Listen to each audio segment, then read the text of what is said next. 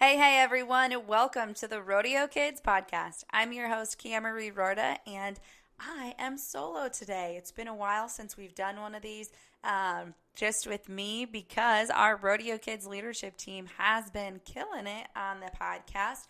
They've brought some fantastic guests to the table and to the podcast, and they've just shared so much awesome information, and it's been a fantastic opportunity for the kids to learn a little bit about public speaking and setting up interviews, coming up with questions, as well as editing and just keeping the conversation flowing because I gotta tell you, this is not just a cakewalk when you just get started. You start to find out all these weird little things that you do, your ands, your ums, your ahs, and your buts. Like those are pretty simple. Oh, and your likes. But then you also start to realize your like all the weird little extra noises that you tend to throw in nervously, or the long breaks, or sometimes when you rush really fast.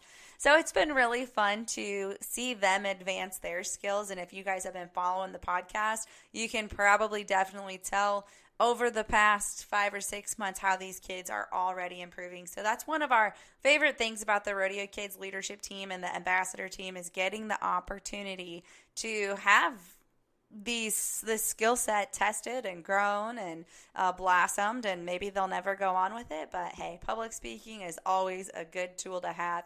Interviewing, all of that, because whether you're getting interviewed for a job or if you are getting interviewed for winning that gold buckle and chasing those dreams and slaying those goals, you are probably going to be interviewed at some point in time. So they've just been doing awesome, and I want to give them a lot of credit. Been doing awesome. I also just want to pump them up a little. I hope that they are listening to this today or at some point in time to let them know how proud I am of them. This Rodeo Kids ambassador team is not the easiest thing in the world. You know, we have a lot of different teams, like you think about basketball, football, FFA, choir, all of that, but those are in-house. Those are things where you get to meet with the teacher or with the coach or with your team on a regular basis, in person, on a schedule. And we aren't like that. We have a schedule, but we're all virtual. We've got kids in Washington and Florida and just everywhere in between. So getting everybody on the same page and keeping these guys moving forward and working together is a challenge. And I got to give it to them. They are working through it. They are just seeing the growth and what it's like when you're really part of a team. And I'm really proud of them. Now, I'm not going to say it's been easy all the time. I'm not going to say that we've nailed everything. But, hey, that's life. We're not going to nail it every single time. We're going to go through some growing pains. And these guys have done it, but they're sticking to it, and they're keep coming to the table with new ideas, and they keep working on finding new ways to encourage each other, to get to know each other better, and also to branch out and bring others in. So I'm just so proud of them. It's my first year with the ambassador team set up the way it is, where it's a lot more hands-on as well. And so those guys are helping me. I'm learning just as much as they are, and we are doing it together. So for those of you who listen, I just want you to know this is going to continue to get bigger. It's going to continue to get better and continue to grow and provide more opportunities within this industry. And before we get started on our topic for today about the mental game and mindset and all of that stuff moving forward, I do want to share just a little bit about what Rodeo Kids has been doing and what we're moving forward with and what we could use your help with. So we all know that it takes a village, and it truly does. One of the big things that we've been focusing on this year are providing more scholarships to youth in the Western industry to attend clinics, camps, lessons, and other educational opportunities. And we truly cannot do it without other people. Like, I am one person, the leadership team and the ambassador team, those guys are kids that have a lot going on. And so I just want to give a huge shout out to those who have helped and who have contributed, those who attended our pasture golf tournament that we do for a fundraiser that's super fun and wild and crazy and so many fun ideas. Every hole is different. It's literally in our pastures. You might use slingshots or baseball bats or badminton, birdies. You just never know what it's going to look like. But we had a great turnout and raised a little over $8,000 this year at the pasture golf tournament.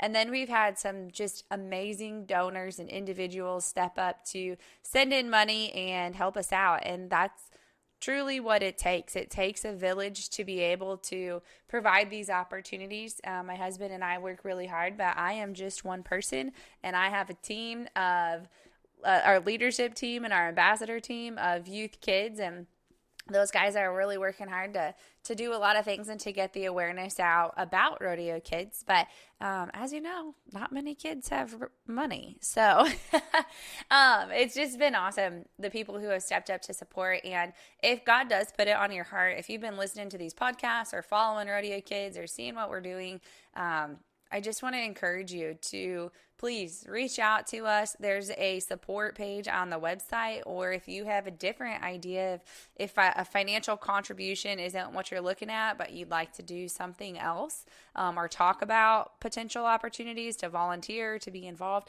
please let me know. We want to keep this going. We love the Western way of life and the industry and the values and traditions and the moral standards, the praying and singing the national anthem and standing up and putting our hands over our hearts and all of that stuff that goes with rodeo and agriculture. And that's another thing that I want to make sure everybody understands too, is we are huge into agriculture here at Rodeo Kids.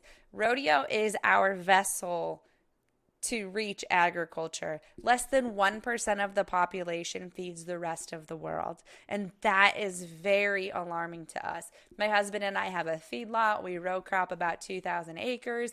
We've got horses, cattle, dogs, all the things. We make our livelihood on agriculture, and we want our kids to be able to. And in order to do that, we have to continue preserving it and continue creating opportunities. So that's a lot of what has led into our shift, and our true focus right now is on our scholarship program and making sure that we're able to create as many opportunities as possible for kids to go to these clinics and camps and lessons, and to be able to build their network and grow their character and get closer to God. Because when we take them out of this industry and we throw them out into the world, and if we're not the ones providing the opportunities for them, think about where they might end up, and I don't want that. If they're here and they're interested and they want to be involved, by golly, I want them to feel like there's a place for them. And so that's what we're trying to do at Rodeo Kids. Right now, the youth can go on and nominate themselves for a Rodeo Kids scholarship. So how they do that is they just go on to rodeokids.com/scholarships, fill out their own information, upload a video and a picture, and then we draw 2 kids per month. So as of this year, we've given away 16 scholarships. We're on month 8, so 8 times 2 is 16.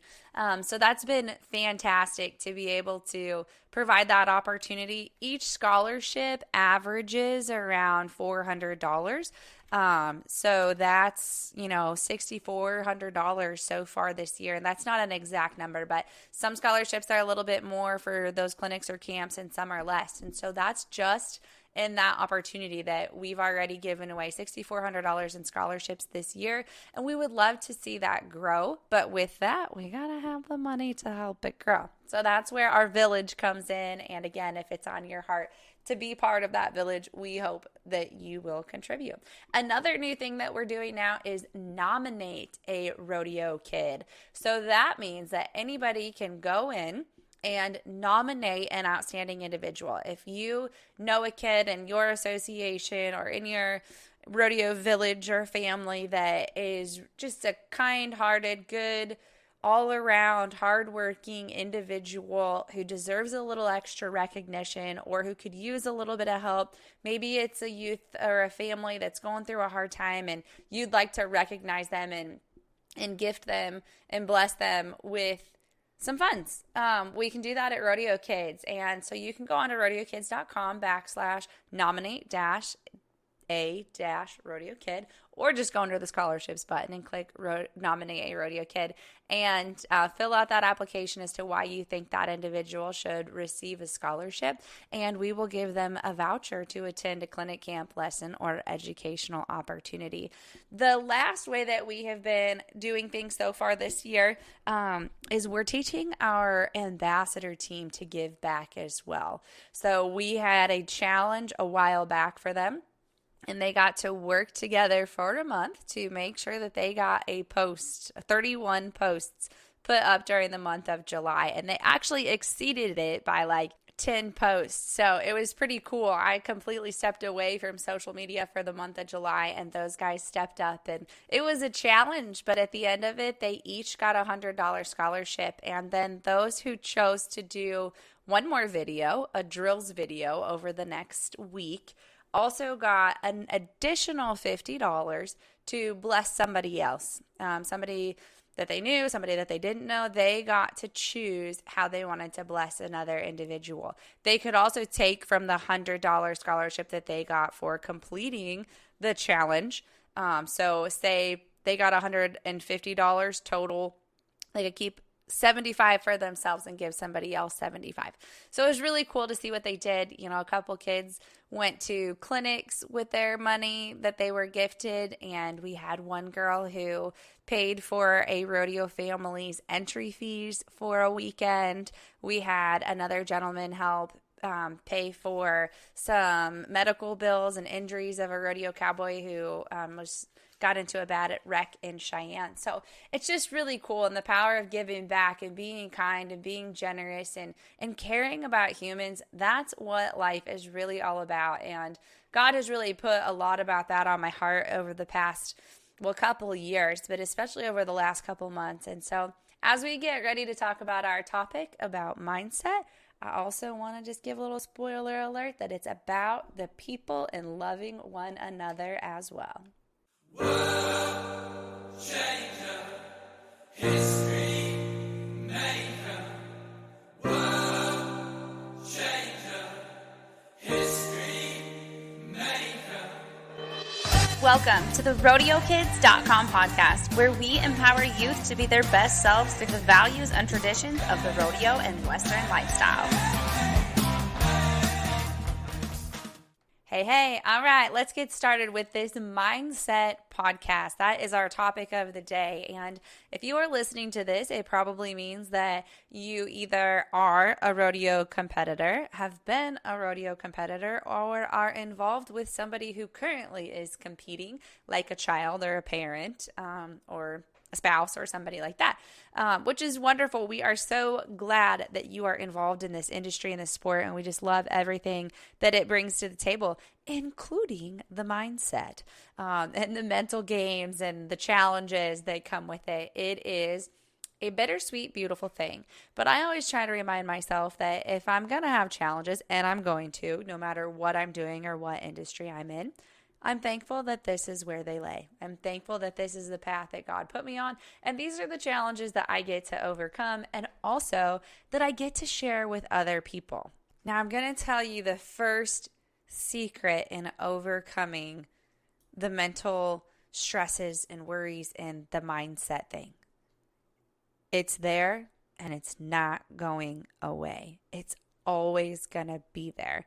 It's just what you do about it, how you handle it, and the strategies that you implement to help you through the times that the devil gets in there and starts playing with your mind. He likes to take the puzzle that we're putting together when all the pieces are really just starting to fall into place, and he likes to come in like that little kid who doesn't have any manners and just terrorize it. That's kind of what it feels like sometimes. And it doesn't matter what level you're at or what you're doing. Again, if you're rodeoing or just living life or working, there's always going to be those moments. And the sooner that we learn to accept that that's going to happen and don't pretend like life is just perfect, hunky-dory, wonderful all the time, the better off we're going to be. I'm going to tell you a story, and if you guys have listened to this podcast for a while, you may have listened to this for a while. And this is going to be the first strategy that I personally have utilized in helping my mental game and my mindset be better in every aspect of my life. So When I was in high school, and a lot of you are going to be able to relate to this, especially in today's busy, busy, do world. So I was very involved in high school. I did choose to lay down two sports. I quit playing volleyball and running track, and I focused on basketball and FFA and speech and drama, and I was on the honor roll. And I was also doing 5 events in rodeo at the time that this event took place. And I just want to remind you guys to give yourself some grace, because 5 events in rodeo, like, we have a tendency in this industry to lump it like, oh, I play basketball and I rodeo. No, you play basketball and you do 5 other sports on top of that with an animal or animals that can't speak, usually without a coach that's there to help you every day of the week during the season. It's just your parents, and your parents are wonderful, but it's not the same as having a coach. And like, we downplay the fact that when you are involved in all of that and rodeo, that you are actually involved in 1 to 7 other sports that all take a unique set of skills to be able to accomplish. Okay, yeah, an athletic stance goes for every sport. You can take that athletic stance that you learn and you can apply it to everything. You can take riding a horse and apply it to everything. But swinging a rope to tying a goat to maneuvering a horse going as fast as it possibly can around a barrel to getting on an animal with its own mind that's gonna buck and you don't know how, like, come on, guys, we got to give ourselves some more credit. So anyway, back to my story. I was involved in all of this stuff and I was just getting bogged down. I always try to do my best at everything that I do, whether it's, it doesn't matter. I always try to do my best. And so I'm here and I'm trying to do everything that I can, and things are looking really good on the surface. I've got a boyfriend at the time who's really nice. I've got some good friends. I'm climbing in the standings for the High School Rodeo Association. I'm the president of the FFA chapter who just came off of a win at state. And, everything's lining up. Everything's good. Except I was going crazy inside. I had so much on my plate and I was trying to do so many things so well that I just got overwhelmed. And one day I just lost it. And I told my dad I hated him, which absolutely was not true. And still to this day is not. I've never hated my father. But when those words came out of my mouth and it was so hurtful to him and it was not true to me, the fact that I had allowed myself to get to that point that I was having feelings of hate and sadness and depression and frustration and all of that, and I wasn't able to cope with it, and that was the way I lashed out. Like, I'm thankful that's all that it was, because I do see some kids who are crying for help in other ways, and that's what it was. It was a cry for help. And so from that experience, I remember I told him that, and I slammed the door and I went outside and I was by myself, and I knew, I was just like, this isn't me. This isn't who I want to be. This isn't what I want to do. And I'm better than this. And so I dug deep and I spent about 2 hours in the barn by myself. I cried. I did all the things, the super frustrated and whatnot. And then I came up with the idea that I had to take action, because we have this idea of what we're going to do, but if we don't put the action to our words, they're just words and nothing actually happens. So I told myself that I was going to start replacing every negative thought that I had with 2 positive thoughts. And it was hard, and I realized just how many negative thoughts I was having. And they were everywhere, and they were all the time, and they were constant, and I could take any situation and put a negative twist on it. And that, my friends, is not healthy. So doing this exercise was really good for me. And I still to this day try to implement it. And some people say, oh, well, you just live in this perfect world. It drives my husband crazy sometimes, but it keeps me from going crazy. And it also allows me to see the lesson in the hard times. I am not afraid to say, hey, I recognize or I acknowledge or I know this sucks. I know this event happened and it is not fun and it doesn't feel good. But what can I learn from it? How can I grow from this?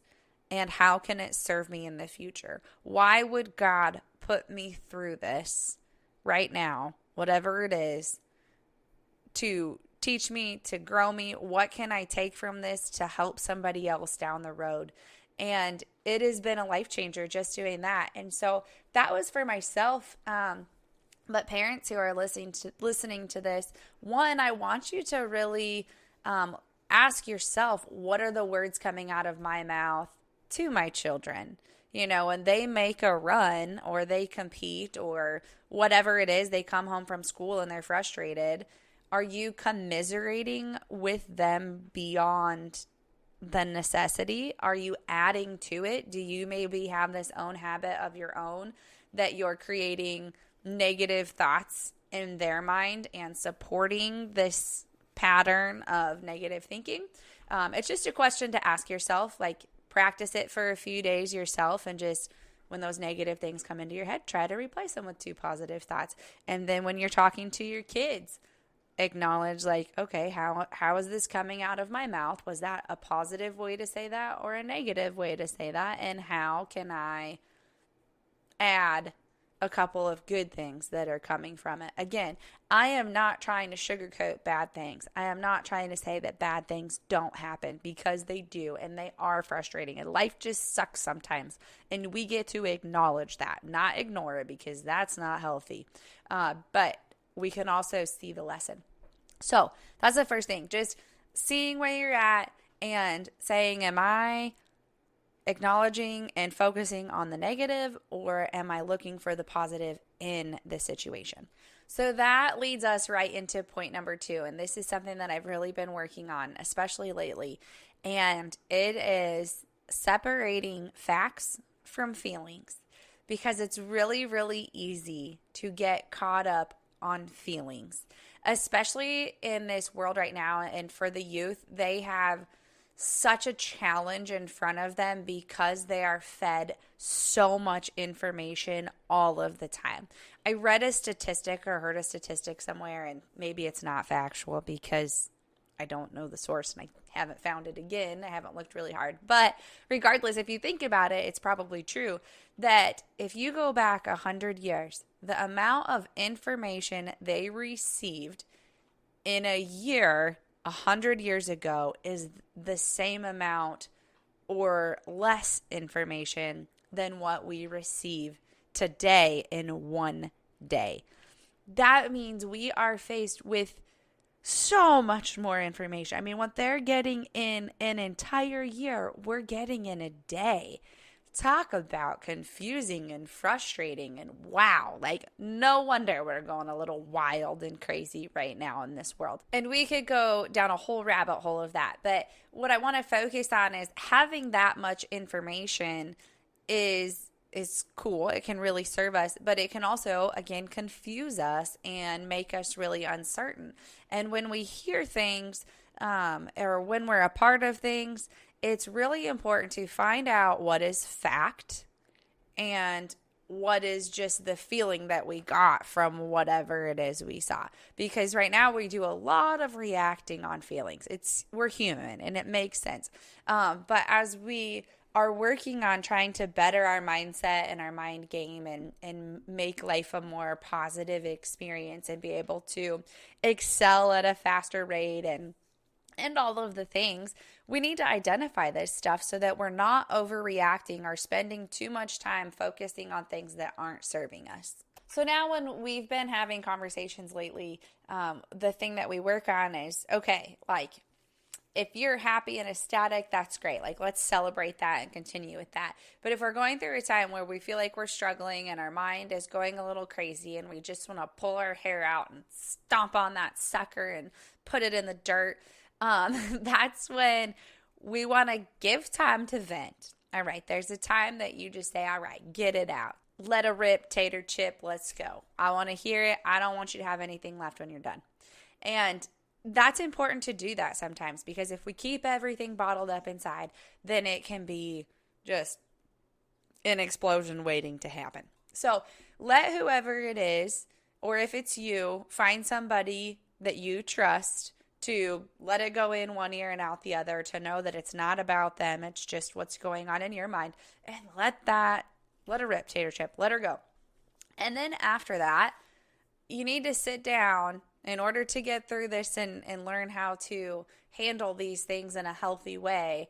Once you've gotten it off your chest, then you get to look at yourself in the mirror or write it down or talk it over with somebody and say, okay, what's factual here? What really happened? What was the event that happened? Like, let's even take, I hit a barrel. Okay, that's the fact. You just hit a barrel. That's it. Period. That's what happened. So then we get to say, all right, that happened. And then this is the feeling that was created because of that. And then we get to figure out why that is. Why do I have that feeling? And is that feeling serving me?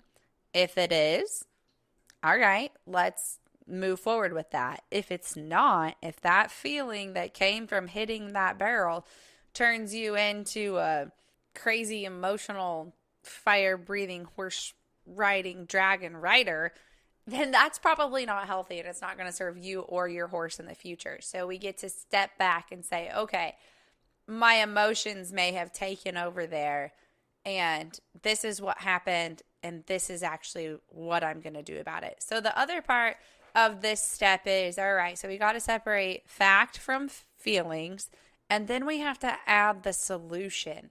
And that's the most important part of the step. So many people right now, and probably always, I'm just at an age that I'm really paying attention to this stuff, but there's so much finger pointing and so many problems and so much focus on problems. And I was reading the Tim Tebow book, and he was talking about this in one of his books just the other day, and how we want to focus on problems, but we don't want to be problem solvers.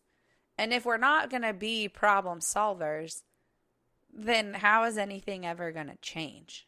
If we're just going to complain and complain and complain. So you have to identify the fact, the problem, just as it is, with no emotion. Figure out what the feeling is and why you're feeling that. And then figure out the solution. If you are feeling, and this is what I saw happen a lot, like when I was a rodeo coach at the collegiate level, and I've seen it in other places too, but a lot of times when we have the reaction to whatever the fact was or the event that happened, it's because of other things that are going on. Maybe we're not doing very good at school. Maybe one of our friends just really hurt our feelings. Maybe mom and dad are being very supportive and you're scared to go back to the trailer and get that ridicule. Maybe you're just struggling with your mental game and you are feeling hopeless and defeated, and maybe that's what it is. But it has really nothing to do with hitting that barrel. You just have all those feelings because of X, Y, and Z, and those need to be addressed on a different level. So just separating the fact from the feeling and then saying, okay, this is what I'm going to do about it. So say you've missed a lot of calves. The fact is that you missed your calf. Okay, what are 3 drills that you're going to do to fix it? What are 3 commitments you're going to make to practice through it? Who are 3 people you can call to coach you through that problem or whatever it is you're struggling with to get you to the next level? What action steps are you going to take to help you with that? What actions are you going to take in your mind? What are you thinking when you're backing in the box? And what are you going to write down on a piece of paper, write down on your hand, short-term tattoo on your arm or wherever it is to help you remember the steps you're going to take in order to execute the activity correctly? And then when it comes to dissecting the feelings, you just have to go backwards and say, all right, this is the story I tell myself when this happens. Because that's the other part of feelings. A lot of times it's just this emotional stuff that we have that's been created over years and years and years and years and years. And it just turns into stories. And so sometimes one way that we've really learned in my family to address this kind of stuff is to say, this happened, this is how it made me feel, and this is the story that I'm telling myself when that event happened. So I hit the barrel, and the story that I told myself is that it was my horse's fault, and I felt like a failure. And if I would have done better in practice, or if I would have had better coaching, or this or that, or whatever that story is, we need to address that and then say, okay, is that story true? Where did that story come from? And if you're the parent who's listening to this and you're trying to help your child or whoever it is that you're coaching through this, we get to keep a level head and just be super supportive through this and say, it's okay that that's the story you're telling yourself.